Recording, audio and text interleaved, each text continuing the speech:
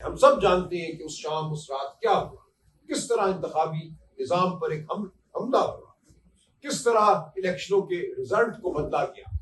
इस रिपोर्ट में दो हिस्से हैं, एक एग्जीक्यूटिव समरी है, यानी कि खुलासा है शुरू में 5 सफ़ों का, उसके बाद तफसीली रिपोर्ट है।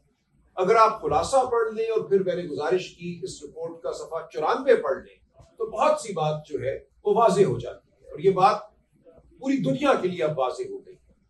किस तरह पीटीआई को मातूब किया गया 8 फरवरी 2024 से पहले के जो चंद माह है, किस तरह पीटीआई से उसका इलेक्शन सिंबल बल्ला छीना गया।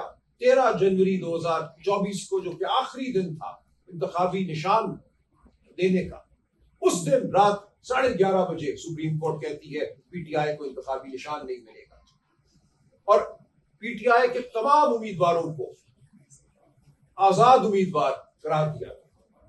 मकसद यही था कि ये आजाद मुंतखब होकर आए और इनको फिर हॉर्स ट्रेडिंग की नजर किया जाए, इनको तोड़ा जाए, इनको दीगर पार्टियों में शामिल किया जाए। पर आफरीन है कि पीटीआई के वो अरकान जिनको जीतने दिया गया 93 और जिनको आजाद कहा गया, उनमें से कोई भी नहीं टूटा।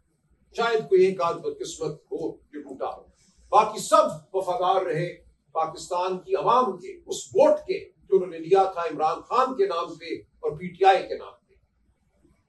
तो ये तमाम वाकयात ये रिपोर्ट दर्ज करती है। इलेक्शन सिंबल का छीने जाना, इमरान खान साहब को 8 फरवरी से पहले एक हफ्ते के अंदर 3 मुकदमात पे सजाएं देना, अडयाला जेल में अदालत लगाकर सुबह 9 बजे से रात 12-1 बजे तक की अदालत चलती थी। खुद मैं उस पर पेश हुआ इद्दत वाले मुकदमे में और दीगर मुकदमात में।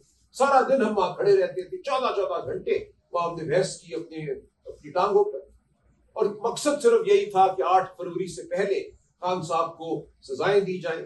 मकसद ये था और गुमान ये था कि ऐसा होने से पाकिस्तान की अवाम दिल बर्दाश्ता हो जाएगी, शायद लोग घरों से नहीं निकलेंगे वोट डालने के लिए, लेकिन ऐसा ना हुआ।